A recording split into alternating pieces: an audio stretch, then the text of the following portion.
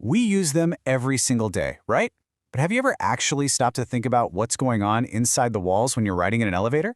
Well, today we are diving deep into the hidden heart of these incredible machines. And with a little help from the experts at Novin Pooya Elevator, we're going to uncover the amazing engineering that literally lifts us up. I mean, really think about it. You step inside, you press a button. What is actually doing all that heavy lifting?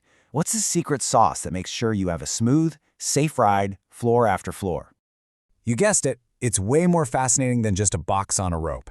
At the core of most elevators that use steel cables, what they call traction elevators, is this incredible drive system. It's a sophisticated mix of pure physics and clever mechanics that controls everything about your ride. So let's start with the most fundamental challenge that every single one of these systems has to solve. Okay, so to understand the solution, we first have to really get our heads around the problem the engineers are up against. And it all begins with this delicate, high-stakes balancing act against gravity. Here's the first big secret. The motor isn't actually lifting the full weight of the car and everyone in it. No way. That would be wildly inefficient. Instead, it only has to deal with the difference in weight between the elevator car and a huge counterweight. And that constantly shifting difference is what engineers call the unbalanced load. So just think about how that unbalanced load changes. Engineers have to plan for two extreme situations. First, a car packed with people going up. That's when the motor has to work its absolute hardest. But, and this is the surprising part, an empty car going down can be just as tough, because now the motor has to control the descent against the massive pull of that heavy counterweight. And you know what? Engineers don't guess. They use this exact formula to figure out the force needed. Now don't worry, there's not going to be a math test. Just think of it this way. Q is the car's maximum capacity, all the people it can hold, and KB is the balancing factor from the counterweight, which is usually around 50%.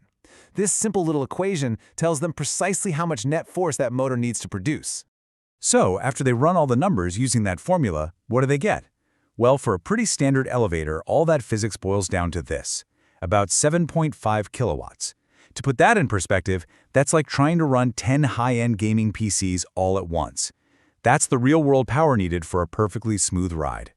But here's the thing. Having the right amount of power is only half the battle. That power has to be converted from raw speed into pure, unadulterated strength.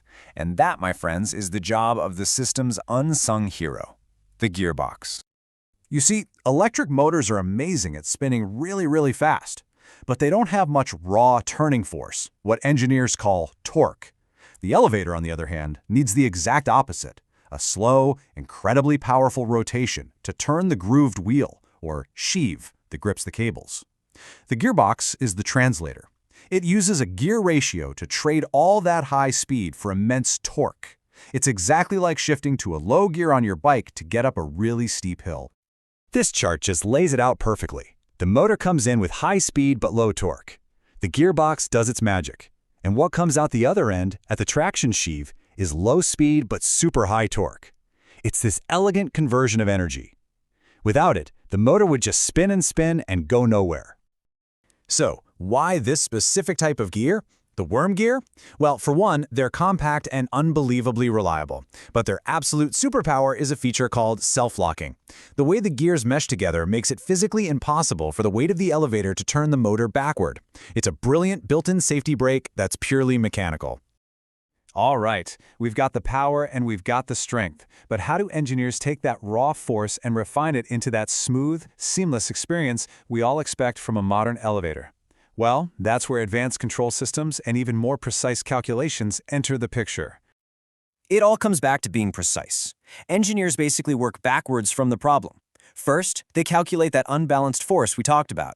From there, they figure out the torque needed at the sheave, and only then can they determine the exact torque the motor has to produce to make it all happen. Every single step is perfectly calculated. And this is where modern systems have totally perfected the ride. If you've ever been in an old elevator, you know that jolt at the start and the clunky stop at the end.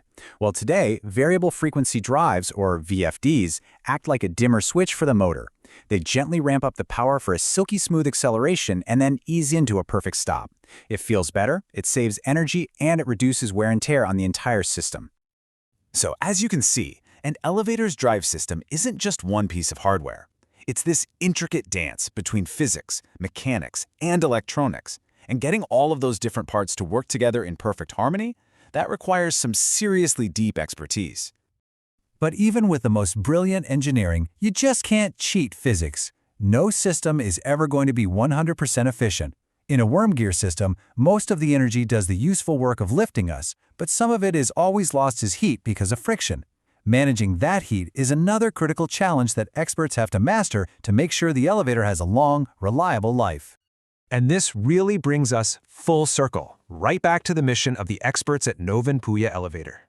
All of this mind-bendingly complex engineering, the force calculations, the torque conversions, the control systems, it's all in service of one simple goal: making sure the elevator is as safe, as efficient, and as durable as it can possibly be.